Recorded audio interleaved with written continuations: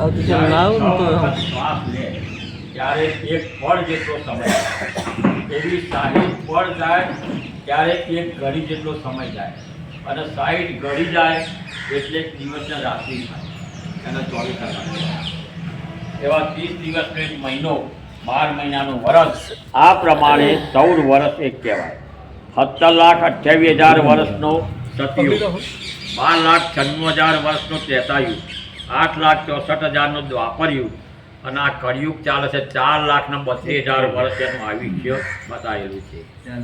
આ પ્રમાણે આ વર્ષનો રાજા જે ગુરુ છે ચૈત્રી સંવત્સર 1948ના પ્રારંભમાં કળિયુગના 5,127 વર્ષ પૂરો થશે। બાકી કળિયુગ 4,26,873 વર્ષ બાકી છે। આ વર્ષનો રાજા ગુરુ, પ્રધાનમંત્રી મંગળ, ત્યાર પછી મેઘનો માલિક ચંદ્ર, રસનો માલિક શનિ, રવિ પાક શિયાળુ પાક તેનો માલિક બુધ, ખજાનચી શુક્ર, યુદ્ધનો માલિક ચંદ્ર, છત્રનો માલિક ગુરુ, પ્રતાપનો માલિક ચંદ્ર, વીરશ્રેષ્ઠ એમ કે ગુરુ છે, વ્યાપારનો માલિક શનિ છે, વ્યવહારનો માલિક ચંદ્ર છે, સેનાધિપતિ ચંદ્ર અને રોહિણી નક્ષત્ર સમુદ્રના કિનારે પડ્યું છે અને વરસાદનો વાસો માળીના ઘેર છે। આ વર્ષે કાલ નામનો મેઘ અને તક્ષક નામનો નાગ છે। આ વર્ષે વિક્રમ સંવત 2082માં ચૈત્રી સંવત્સર 1948ના પ્રારંભમાં ચૈત્ર સુદ એકમે રેવતી નક્ષત્ર મળતું નથી, તેથી જલનો સ્તંભ નથી। વૈશાખ સુદ એકમે ભરણી નક્ષત્ર આંશિક મળે છે, તેથી ઘાસનો સ્તંભ પણ આંશિક રહેશે। જેઠ સુદ એકમે મૃગશીર્ષ નક્ષત્ર પૂરેપૂરું છે, વાયુનો સ્તંભ રહેશે અને અષાઢ સુદ એકમે પુનર્વસુ નક્ષત્ર આંશિક મળે છે, તેથી અનાજનો સ્તંભ પણ આંશિક મળશે। આ પ્રમાણે ગણતા કારતક સંવત 2082નો શરૂઆત એકમને બુધવાર 22/10/25ના રોજ શરૂ થઈ।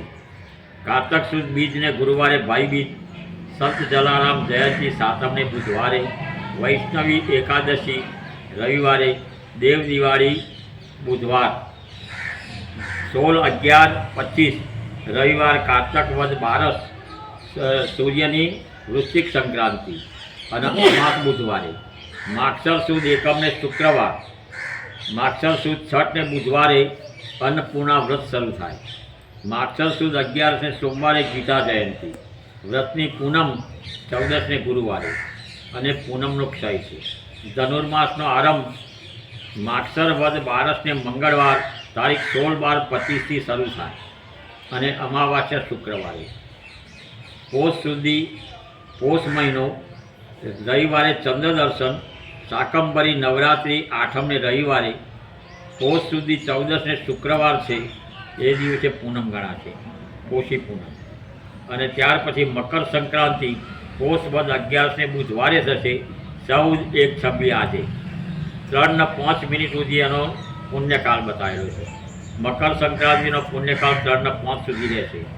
મૌની અમાવાસ્યા રવિવારે, મહાસુદ બીજને મંગળવાર ચંદ્ર દર્શન છે, વસંત પંચમી શુક્રવારે છે, નર્મદા જયંતી 7મને રવિવારે, ખોડિયાર જયંતી 8મને સોમવારે, વિશ્વકર્મા જયંતી મહાસુદ 13ને શનિવારે અને પૂનમને રવિવાર છે।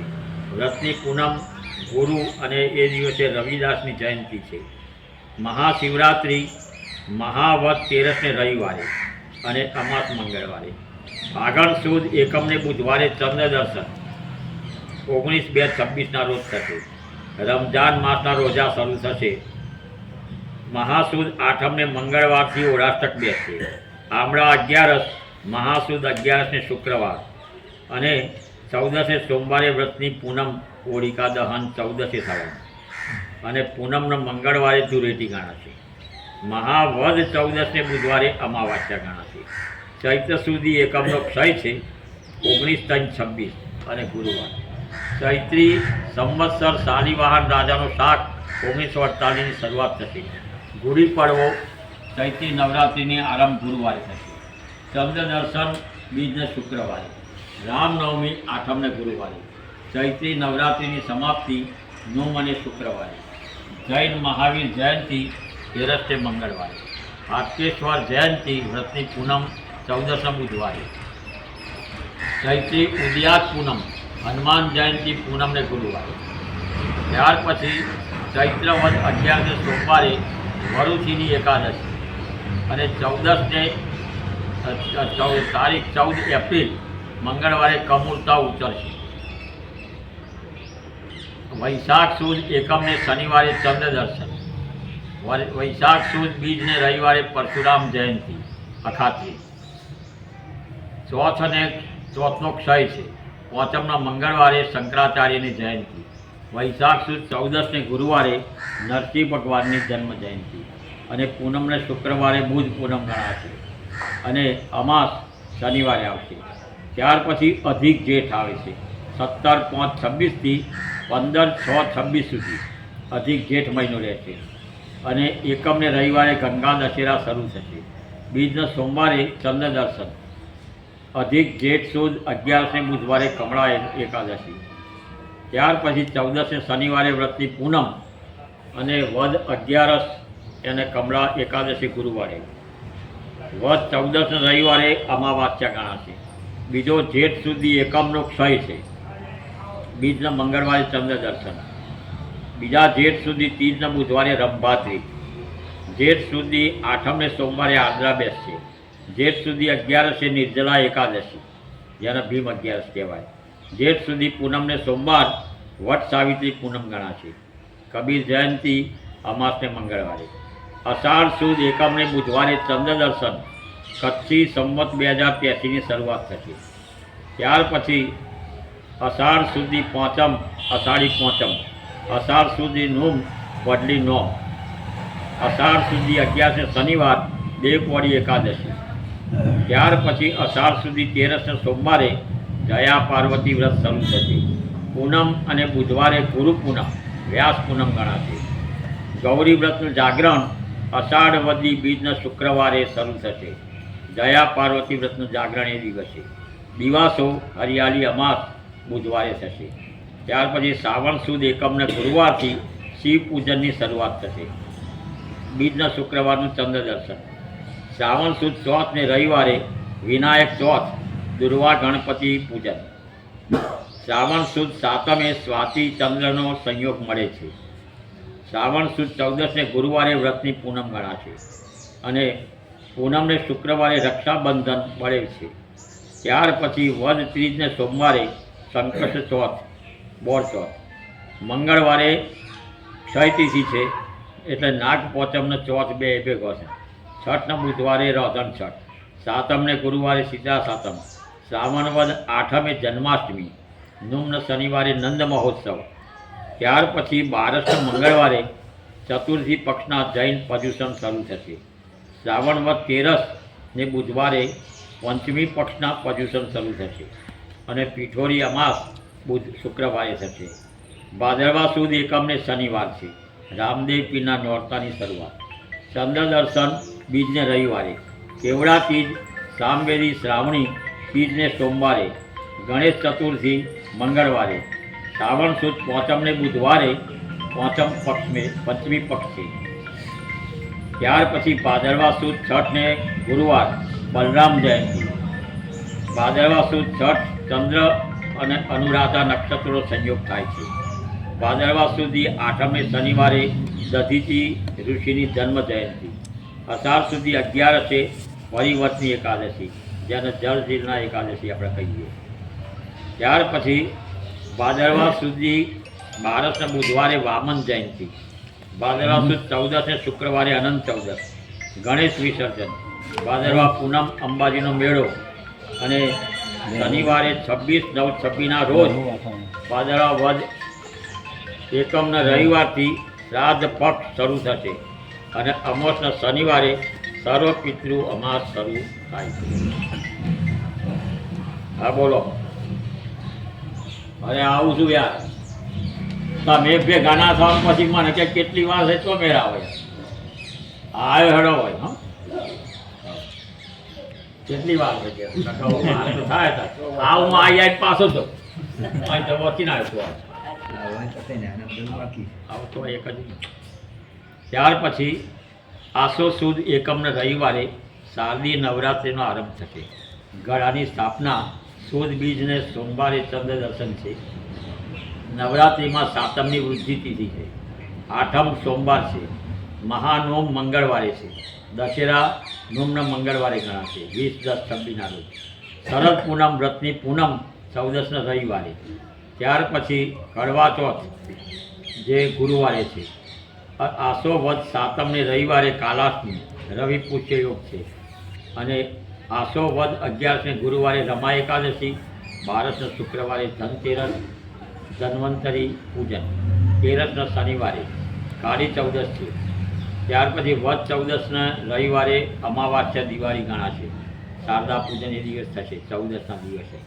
લક્ષ્મી પૂજન પણ એ દાડે થશે. અને વધ સોમવારે પડતર દિવસ છે. ત્યાર પછી 10-11-26ના મંગળવારે વિક્રમ સંવત 2083ની શરૂઆત થવાની છે. વરસાદના 17 વરસા, ધાન્યના 11, ઘાસના 5, ઠંડીના 13, ગરમીના 17, વાયુના 13, ભૂખના 3, તરસનો 1 વર્ષ, ઊંઘના 7 વસા, આળસના 7 વસા, ઉદ્યમના 5, શાંતિના 7 વસા, ક્રોધના 5 વસા, અતિવૃષ્ટિના 11 વસા, અનાવૃષ્ટિના 17 વસા, વસ્ત્રના 9 વસા, જન્મના 7, મરણના 17, વાયુના 9 વસા, પિત્તના 15, કફના 3, વ્યાધિના 3, વિગ્રહના 11, રત્નના 11, ઘીના 9 વસા, રસ નિષ્પત્તિના 7, ફળ નિષ્પત્તિના 11, ચોર ભયના 13, અગ્નિભયના 15, ચોર નાશના 11, ભૂત બાધાના 11 વસા, ઈંડામાંથી ઉત્પન્ન થનાર પક્ષીના 11 વસા, પરસેવાથી ઉત્પન્ન થનાર જીવજંતુના 13 વસા, કોશેટામાંથી ઉત્પન્ન થનાર જીવજંતુના 9 વસા, અને જમીનના ડોરના 13 વસા, ઉચ્ચાટનના 9 વસા, વશીકરણના 11 વસા, સન્નિપાતના 11 વસા, નિજધનના 17 વસા, પરધનના 5 વસા, પુણ્યના 2 વસા અને પાપના 18 વસા, ઘઉંના 17 વસા, ડોગરના 11 વસા, બાજરીના 17, જુવારના 13 વસા, મકાઈના 15, જવના 11, કોદરા 9 વસા, રાજગરો 13 વસા, મગના 15, મઠના 13 વસા, અડદના 13 વસા, ચણાના 15 વસા, ચોરાના 11, તુવેરના 17 વસા, વાલના 13 વસા, વટાણાના 11 વસા, તલના 15 વસા, મગફળીના 11, એરંડાના 17 વસા, કપાસના 15 વસા, સરસવના 11 વસા, અજમો 17 વસા, મોરૈયો 11 વસા, તમાકુના 9 વસા, ગોળના 11 વસા, સોપારીના 9 વસા, હળદરના 13 વસા, ધાણાના 15, જીરાના 11, મરચાના 13, આંબલીના 13, વરિયાળીના 15 વસા, ઈસબગુલના 11 વસા, શ્રીફળના 15, સાકરના 11 વસા, સૂંઠના 15 વસા, ઘીના 9 વસા, તેલના 5 વસા, જાયફળના 7 વસા, એલચીના 11, તજના 11, લવિંગના 9, ચારોડીના 7, બદામના 13, કાજુના 13 વસા, પિસ્તાના 11 વસા, હિંગના 9 વસા, કોકમના 17 વસા, મેથીના 13 વસા, રેશમના 5, ઊનના 17, ખાપરિયું એના 19 વસા, સોનાના 11 વસા, ચાંદીના 17 વસા, તાંબાના 17 વસા, બંગ ભસ્મના 19, લોખંડના 11, પિત્તળના 9, પાસાના 17, સીસાના 13 વસા, પોપટના 9 વસા, ઉંદરના 7, ગાયના 9, બળદના 7, બકરીના 9, ઘેટાના 7, ગધેડાના 9 અને ઘોડાના 7 વસા. મેષ રાશિ અલ અને ઈ બેની આવક 14ની જાવ, અને વૃષભ રાશિ બ અને ઉ 11ની આવક 5ની જાવ, મિથુન રાશિ ક 6 ને ગ 14ની આવક 2ની જાવ, કર્ક રાશિ ડ ને હ 8ની આવક 2ની જાવ, સિંહ રાશિ મ અને ટ 11ની આવક 11ની જાવ, કન્યા રાશિ પ ઠ અણ 14ની આવક 2ની જાવ, તુલા રાશિ ર અને ત 11ની આવક 5ની જાવ, વૃશ્ચિક રાશિ ન ય 2ની આવક 14ની જાવ, ધન રાશિ ભ ધ અને ઢ 5ની આવક 5ની જાવ, મકર રાશિ ખ અને જ 8ની આવક 14ની જાવ, કુંભ રાશિ ઘ સ 8ની આવક 14ની જાવ, અને મીન રાશિ દ ચ જ ને થ 5ની આવક ને 5ની જ આવક છે. રામચંદ્ર ભગવાન